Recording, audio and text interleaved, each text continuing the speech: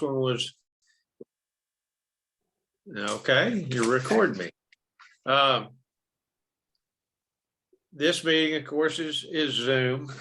We weren't sure, the board, in our summer planning sessions, what all of our members wanted to do. We had good turnouts during the pandemic for our Zoom meetings, but I know a lot of people wanted to physically see each other, and also we're kind of trying to see what works best right now.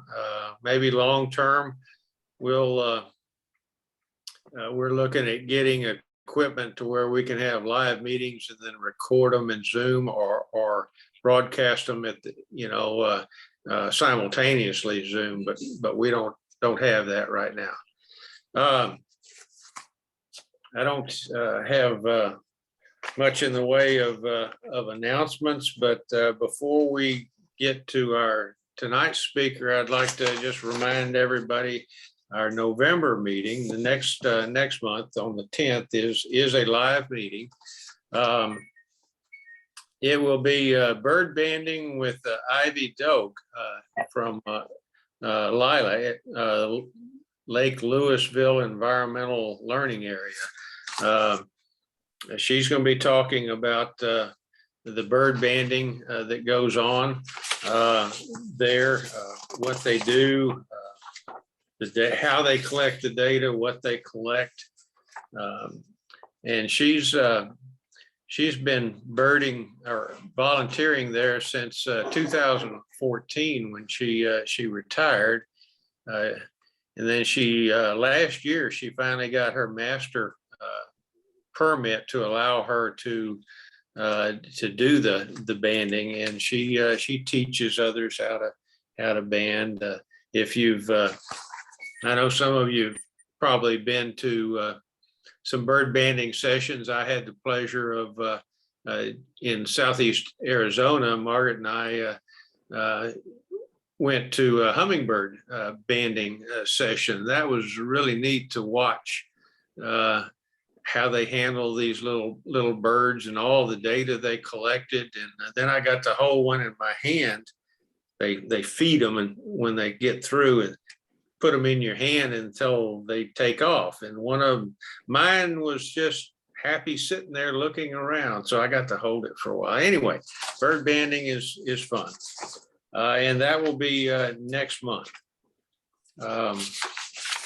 Tonight, we are honored to have Juan Diego Vargas with us. He's right here. He is from Costa Rica, and he's going to be, the title of his presentation is From Illegal Bird Poaching to Professional Bird Guiding, How Birding Changed My Life. Juan Diego is currently a professional bird guide. He owns a company that provides birding services across all of New World tropics. But he started life as an 11-year-old bird poacher, and that's what he's going to talk about, how he got from there to the eBird reviewer for the country of Costa Rica. And he's been a professional bird guide, one of the top in Costa Rica for the last 15 years. Done a lot of things. Ecotourism manager for the Costa Rican National Park System at Arenal Volcano. That's a nice place. He's the chair and founder of the Cerulean Warbler Conservation Costa Rica. So he's really into birds and conservation, and he's going to talk to us about how he got there. So without any further ado, Juan Diego, if you want to take over, we're pleased to have you. Thank you, Chuck. Well, and thank you everybody for joining into this presentation. Thank you for Fort Worth Audubon for the invitation. It's a pleasure to be here. I'm right now in Sarapiquí in the Caribbean lowlands, very close to La Selva Biological Station, in case you're familiar with Costa Rica. I'm in my hotel room. I'm finishing, this is the day 15 of a trip with for Wings Birding Tours. And we're just finishing a group here today, and it's been wonderful. And I just escaped a minute here to come and be honored to present this to you. I will share the screen, which is my presentation here. Can you see the screen with Yes. Bert? Yes. Excellent. Well, again, thank you for being here. The presentation, I put a longer name, but actually I simplified it from poaching to bird guiding.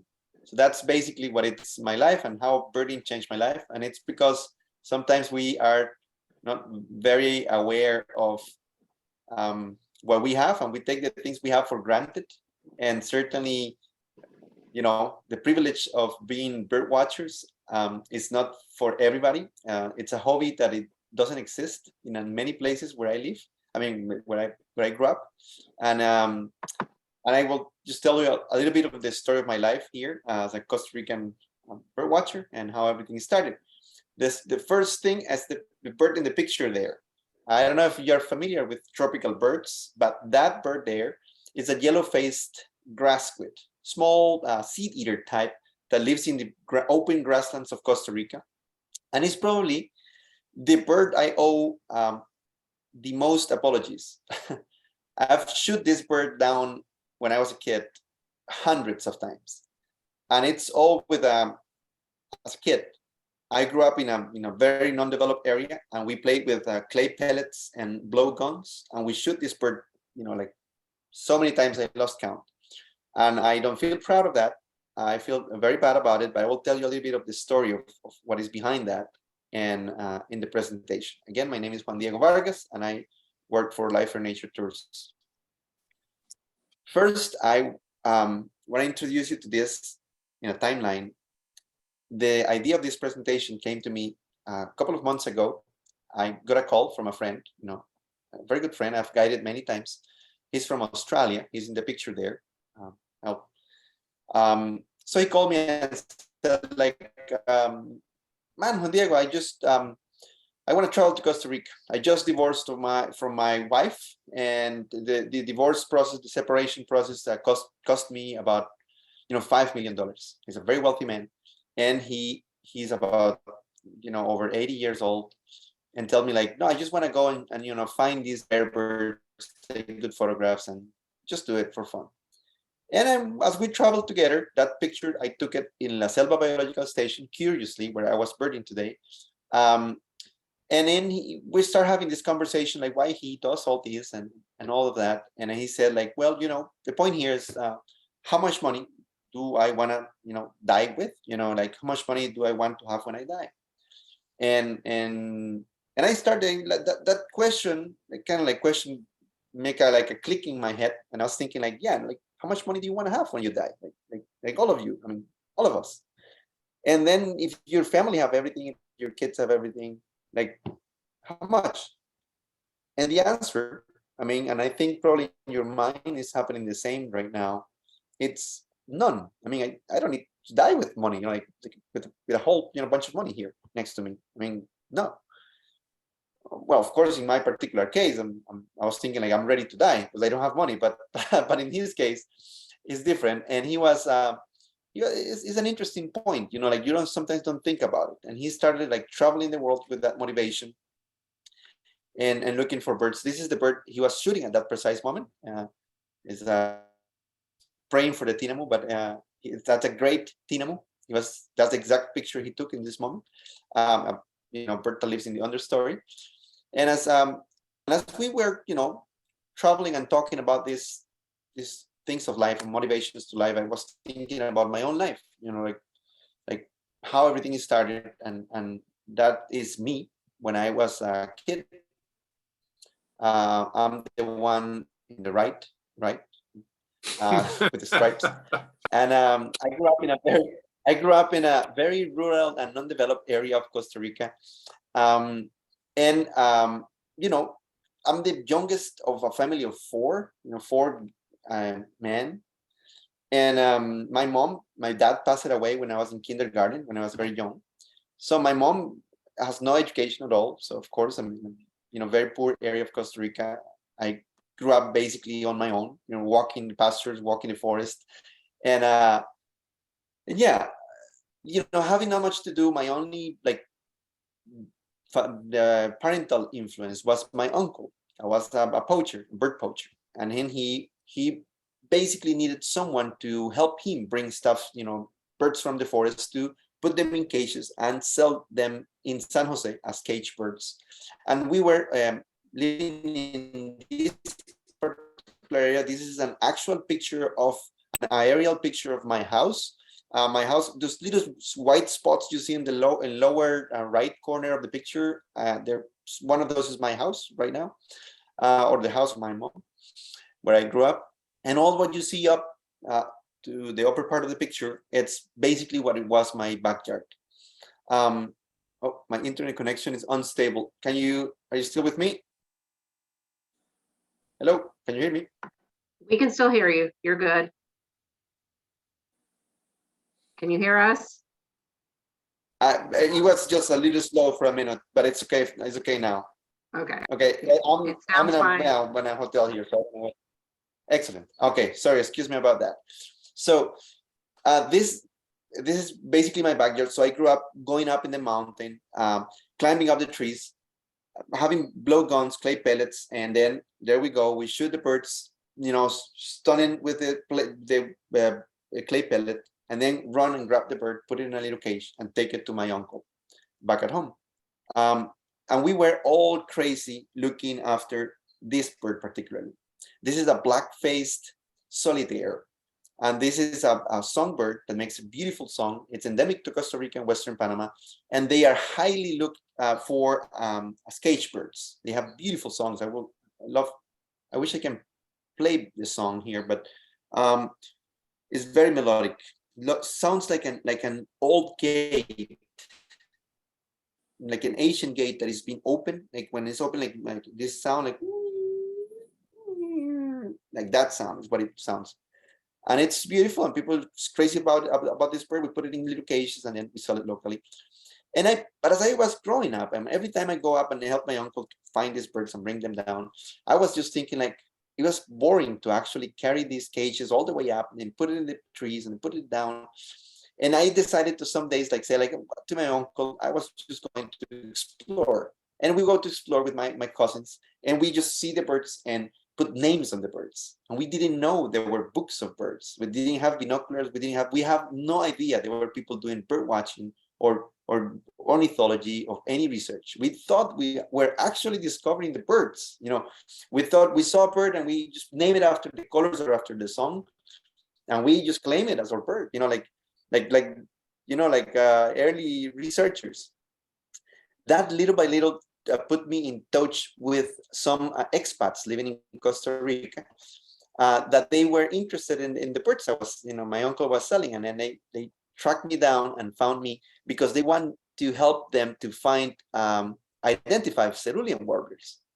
So little by little, I was learning a little bit more about the birds. They introduced me to bird books, and for me it was like a shock to see the birds already have names. I have all those names already written down, and then all the birds already all of a sudden have names. So it was very shocking, but very interesting and very fun for me. And of course, the cerulean warbler was a big subject of interest of people from the US because of the declining populations. And I started tracing the cerulean warblers in some certain areas, and then years passed. I went to university and started my bachelor's degree in the university in ecotourism, and I started getting more involved in cerulean warbler research and ruby-throated hummingbird research as well, with friends from the US, from South Carolina. But I was still a very young person and with no experience, and I realized how I can take advantage of all this bird knowledge I had. And all of a sudden one day, I got an invitation from one top ornithologist that knew me very well in Costa Rica, and he invited me to be part of a United Nations working group on poisoning of migratory birds. He sent me this, add my email to this email list. I was a kid, I was 18 years old or something.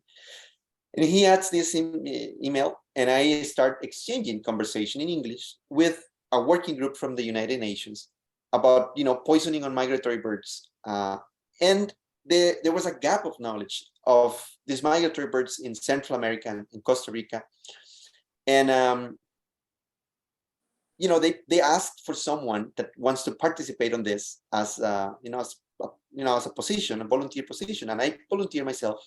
I start escalating, but my only motivation at that point was, it's the United Nations, so they might invite me to one of those fancy meetings. I was thinking as a young kid, and then they ended up opening a position for vice president, inviting participants to be, if they want to be the vice president. I send an email, say I want to be the vice president. I'm a kid with no experience, and then they ended up doing a couple of meetings virtually, and they said well, yeah, you can be the vice president. And in my head, I was thinking well, that would be nice to travel around. Maybe they can invite me somewhere.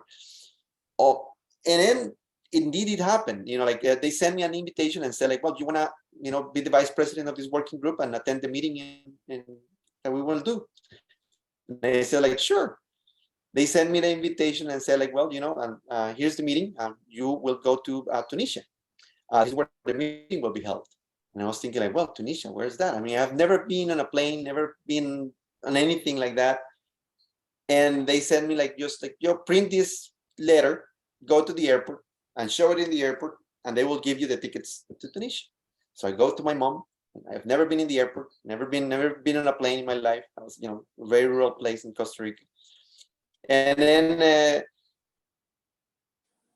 go there, and I told my mom, I need you to drive me to the airport and then go, attend this meeting of the United Nations in Tunisia. My mom just started laughing and said this is not true. This is all a lie. They're trying to rip you off. This is the scam. And I said let's go anyway. And indeed, my mom took me to the airport. I went to the airport. I went with this letter, no tickets, no anything. Showed the letter to the lady in the counter, and then the lady took the letter and looked at that, and then said yeah, I don't know what is this. And my mom right behind me, telling me I told you it's a scam. And I insisted. The lady went back to the counter to her boss, and after some 15 minutes, come back with the tickets to Tunisia, to Juan Diego, who has no idea, no experience, never been out of Costa Rica, going to Tunisia to talk about poisoning of migratory birds. Even if this sounds like something fancy, it was not fancy. I was super scared. I had no idea what I was going to do, and I was just basically a guy that grew up running in the woods there. But I went there. I went to the meeting. I even took pictures. Those pictures are actually there. If you see this picture in the screen right now, I'm the one on the left, all the way in the left. That's me. The only one that looks like I has no idea what he's doing there. That's me. That picture is taken in Tunisia, and I was there. Yeah, super scared. I barely speak English, because I speak some English now, but back then I had no English. I was a kid, I was a kid, never been out of this town, in Costa Rica. So I was trying to survive there, trying to not look too bad, not make my whole country look bad in front of all this United Nations meeting. And then they, sit me there in front of the meeting, and then with the president and vice president, I was in this special seat and everything, all freak out. And of course I did it really bad. I cannot lie, and it was super bad. I mean, I could barely say things, in there. But one day we every morning in this trip, we kind of I wake up in the morning and I say well, I'm in Tunisia, I like birds, I will go out and walk in the park, see what I can find. Anyway, that's why I came. And then I went to the park, walking around, and found this guy, part of the meeting, some other researchers there, and then among this group, the only other person in that meeting from the Americas, from the continent, was a guy from Canada. His name was Pierre Mignon. I still remember it very well.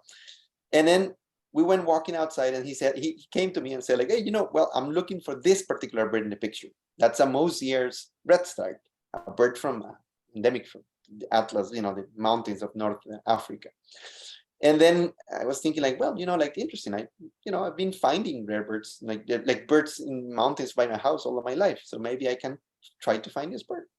In one of those scoutings, I ended up, like going to the woods, walking. I traced a bird that looks or sounded weird, and ended up finding a Mosier's redstart on one of these scouting trips we were doing in Tunisia. I run back to Mr. Pierre Mignot, and I said like, hey, Pierre, I found the bird. Show the bird to Pierre.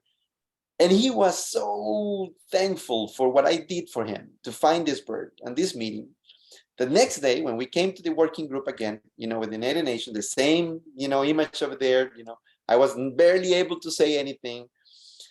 Again, I raised my hand trying to say something, and whatever little bit of this, senseless idea I tried to communicate, Pierre raised his hand right behind me. He ended up being top authority on poisoning of migratory birds. And he ended up picking whatever idea I was trying to say, turning it into a super brilliant idea, and saying like, oh yeah, this is Juan Diego. This is what Juan Diego's trying to say. And I was like, you're saving my life. Like, why? Why he's saving my life here? Like, has no reason to do it. Everybody knows here that I shouldn't be here, but he helps me. And then I realized, well, he's helping me because I found a rare bird. I found the bird he wanted, in that meeting. And, that was kind of interesting. I went back to Costa Rica after the meeting. I ended up doing a okay job, thanks to Pierre, that helps me with all the ideas, that helped me to communicate what I wanted to say and make it much better. And I realized like, well, there's a huge value on, showing birds to people sometimes. And I haven't actually realized of that. So I said like, well, and I should do it more, I should do it again. So I decided, well, what's the bird that everybody wants to see in the neotropics? So harpy eagle.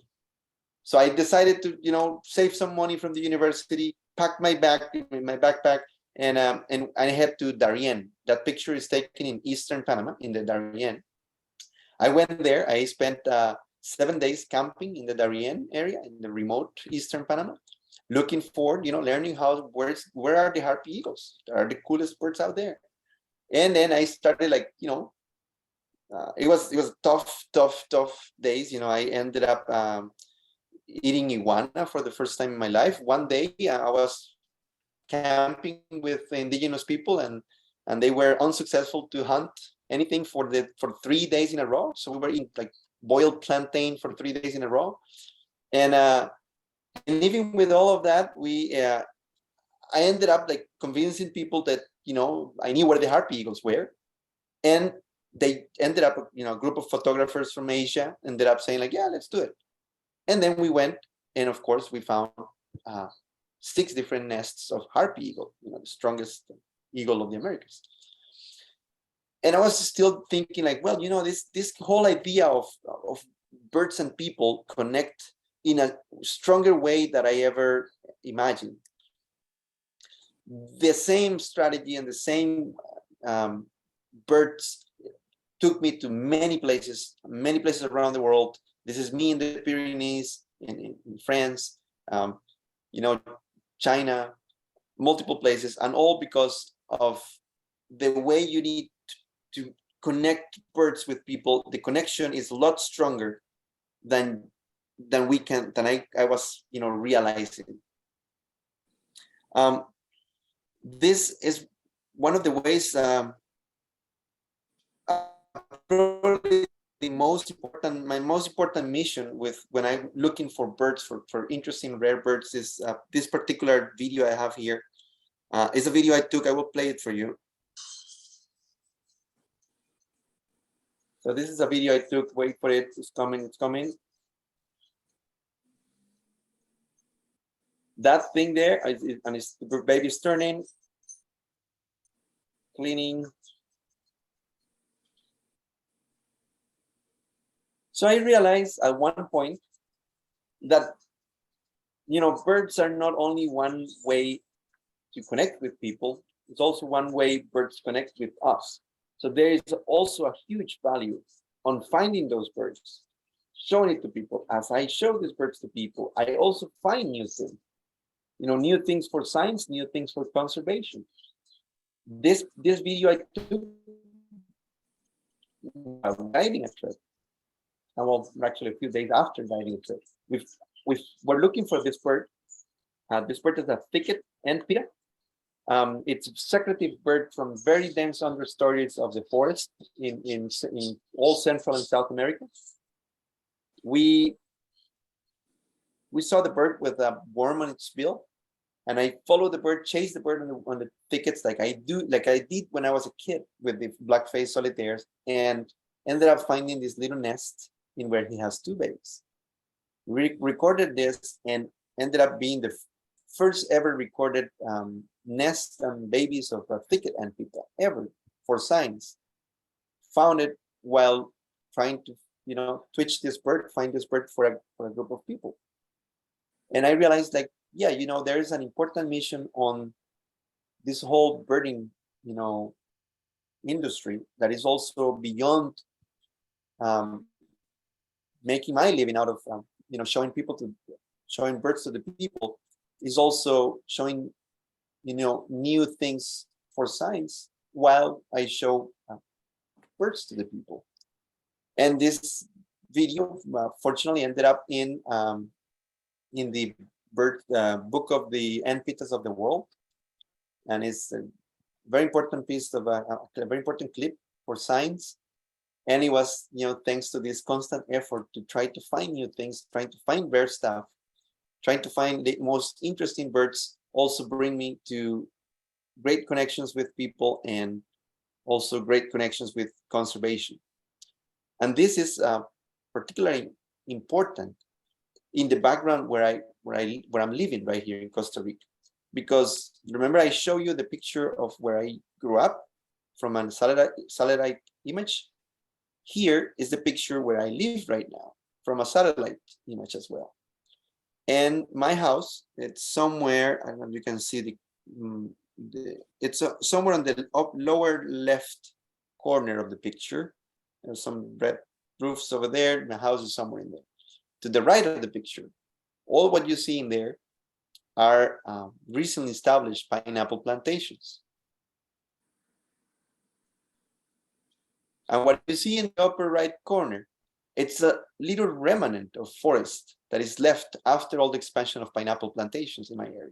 So forest is being destroyed at a super fast rate down here in the tropics. And I was feeling as I was preparing this presentation, the responsibility to also broadcast that message. Even if I'm very happy to do what I'm doing, and I'm very happy to connect with people through birds, and how birds teach me new aspects of science, of their own ecology. Also, birds should be the way to send the message out that, the forest is being destroyed at a fast pace, and it's really hard to stop it unless, and this is a conclusion I came as making this presentation, unless this happens.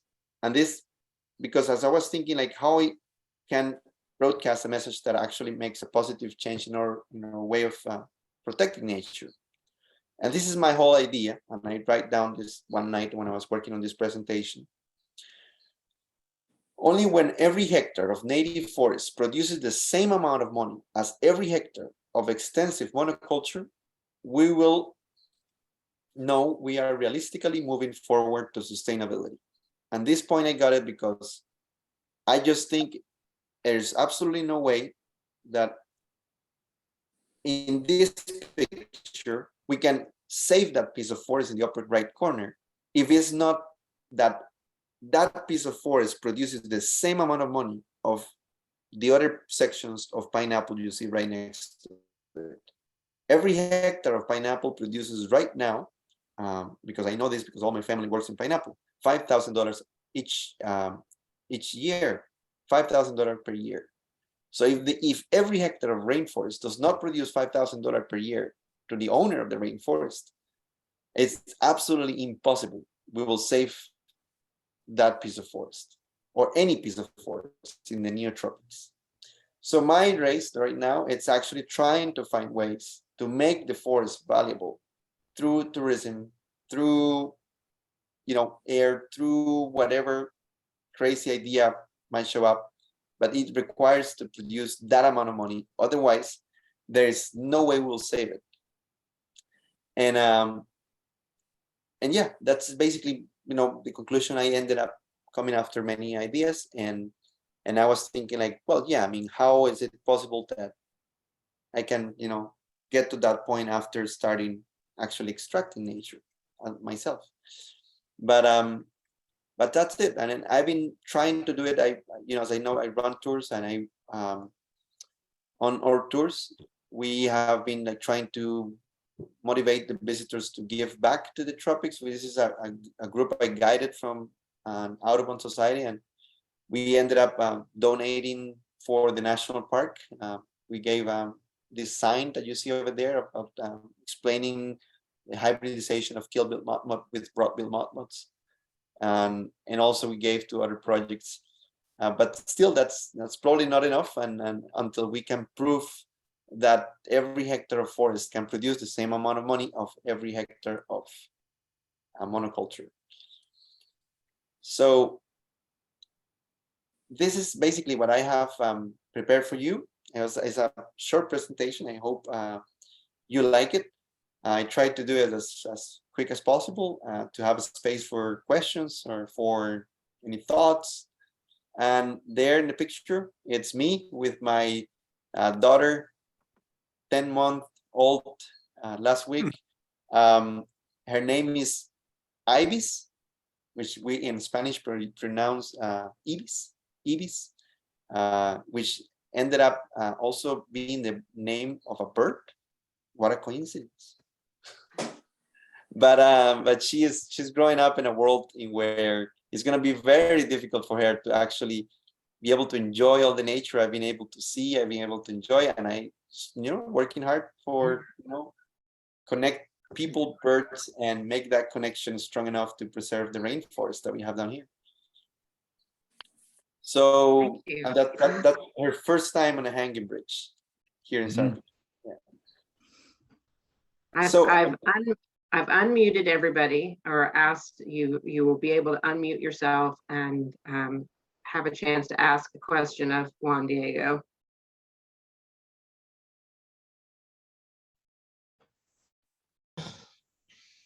It was an excellent program, and you have a beautiful daughter. Thank you. She looks scared there. So do you. Yeah.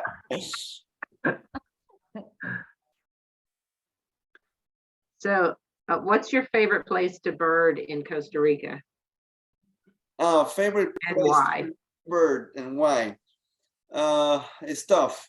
I'll probably go with the Arenal volcano area, not only because I live close from there and I grew up, watching that volcano, also because the temperature is so comfortable. Like, you don't have to wear, jackets. You don't have to be sweating because it's all fresh, and the birds are in this like mid-level foothills that we call. And then the rarest birds of the country are the ones that are unpredictable. So you don't know if they're going to be up in the highest part of the mountain or down low. So in the center, a lot of those rarest birds are a little bit easier to locate. So I like that fact that you can be so dynamic. You get always different birds because they're moving up and down the mountain looking for fruits. So I like it. And like Rufous vented ground cuckoo is there, bare-necked umbrella bird, all these cool birds are there. So I like that area. Thank Is you. the volcano active or dormant? The volcano is dormant right now, the Arenal volcano. But there are several volcanoes up north that have the same ecosystem, the same habitat, the same birds. And so you have multiple options. I'm mentioning the Arenal volcano because it's the most famous one. Mhm. But the Norio volcano up north, and then all those areas are equally nice. Temperature wise, it's so nice.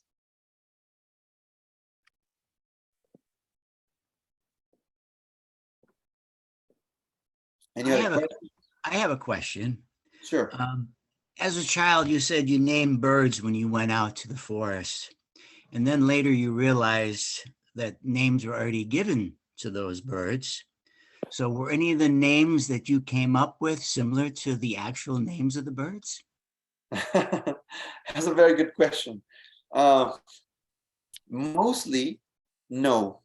Mostly. I never name anything after a person. Like none of my birds have like people names on it. Like there's a lot of birds that are named after guys, like Zeledon's Andbird or like Wilson's Warbler. And I never did it. I always use colors or shapes or behaviors to name the birds. I didn't, yeah, there are some words that I never knew exist. And there were many birds with just one word as name because I didn't have that many birds, so like green honey creeper. He was called the king of the ocean because it's blue. And then we call it Rey de Mar in Spanish, of course, Rey de Mar, king of the ocean. And yeah, like golden browed chlorofonia was called Roaldo because it makes a sound like it was a lot of names after their sounds as well. And yeah, it was crazy. We were kids, but Yeah, we wrote them down. We have those names. We were working on our own book. It's just yeah, they screw it with those bird guides. Well, keep up the good work. I really appreciate it. Thank you. Sure, my pleasure.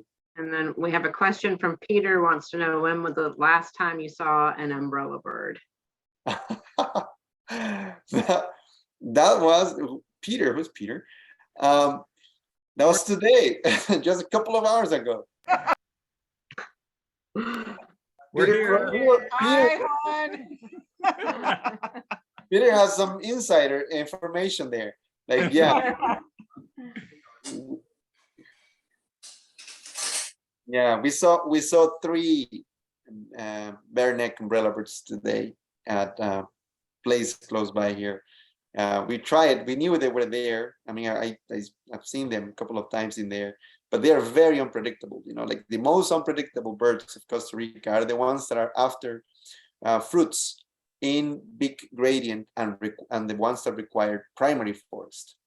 That is the case of the bareneck umbrella bird. Super unpredictable. But there are a couple of those that are feeding on fruits at a very given location, and they've been hanging around for a while. So we went there. It was a very muddy trail. We spent a couple of hours just reaching the point. It was a short distance, but the trail was so bad.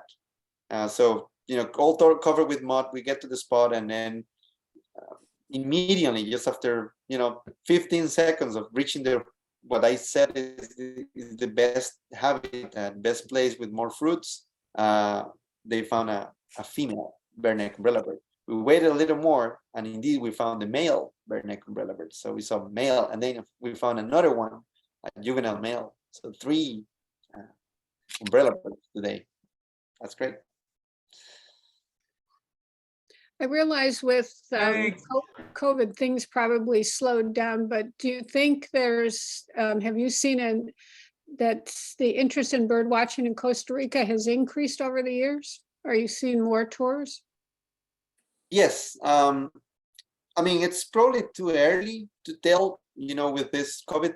I mean, I think the next season is probably what will tell us what is happening. Everything suggests a fast recovery.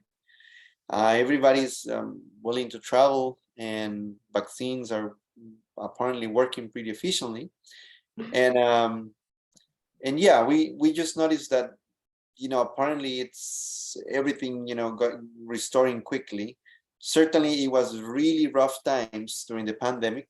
Costa Rica depends a lot in tourism. Like probably I don't think there's any other country in Latin America that relies so much in tourism, and particularly tourism from the USA and Canada. and it was really bad for us, like super catastrophic. And many businesses closed and lost everything. And some of us ended up just living with the minimum for 2 years.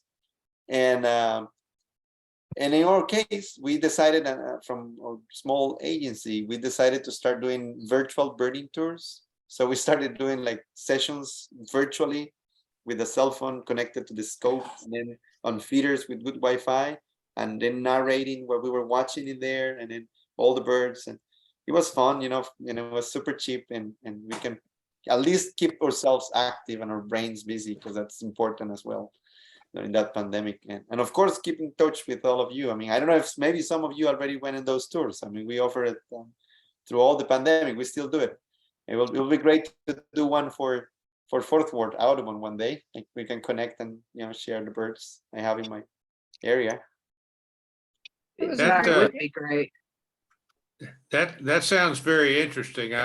When I've been in Costa Rica, one of the fun things when you're off on a bird tour is to stop at one of the little sodas for breakfast that has all the bird feeders, the fruit out and all, and you can watch all these fantastic birds while you're eating this great food for breakfast. So I can imagine watching a camera on some of these feeders. That would be great, especially in the winter when it's nasty here. And Yeah. so yeah, we'd be interested in a connection there. Yeah, we can keep in touch about that. I mean, we do it very often, and then it's always fun. You identify clearly and nicely 15, 20, 30 bird species in one session of about an hour, and it's all narrated, and we just describe every bird we see and all the behavior and all that. So it's always a lot of fun. So we can explore that option. Yeah, that would be fun. We were asked, one of the questions was, can we share your business information, the business name and contact information with the group? Absolutely. I mean, I would love to. Yeah. Yeah. This is what I do for a living, and since pandemic hit us so hard, I mean, I appreciate any work, and we are always happy to welcome people in Costa Rica. I really like birding, but I think birding is only certainly fun when I can share with others my local birds, and I would love to have more people coming here.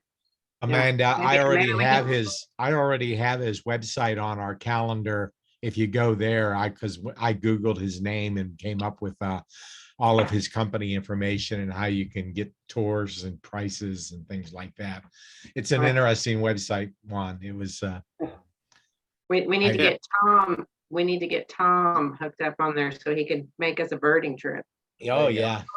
Yeah, I'd love to have all of you here. Yeah. Costa Rica is a great birding. I had a question. I've never flown into Liberia. I've always gone into Alajuela, but from Liberia driving to Monteverde, is that a good drive? I know the road from Highway 1 up to Monteverde is sometimes not so great, but kind of what's it like these days? It's been improved a lot, lately. There was a big movement of not improving the road because they want to keep it like away from I figured. big tourism, but they ended up improving it. So it's all paved. Now from Highway 1 all the way up to Monteverde is all paved. It has a lot Okay. yeah, that has changed a lot. Yeah. Okay. Yeah, it has a lot of bumps and holes and things, and like all the roads in Costa Rica, but that kind of like is everywhere. So yeah, it's a lot better. It's a lot better right now. Okay. I don't think the road, it's one reason to back up, don't visit Monteverde. It's a wonderful place, and road is really much better. All right. Well, we were thinking about, my wife and I were thinking about going to Costa Rica, that area for a couple of weeks February. So was just curious about that. Yeah, yeah, it's good. You can go ahead. Yeah, it's very safe now. All right. Anybody have anything else? Thank you very much. It Enjoy was a it. great Yeah. presentation. Thank you. Really enjoyed it. We really enjoyed it and appreciate you coming on, and we'll share your business information. And yeah, I encourage anybody that hasn't been to Costa Rica, put it on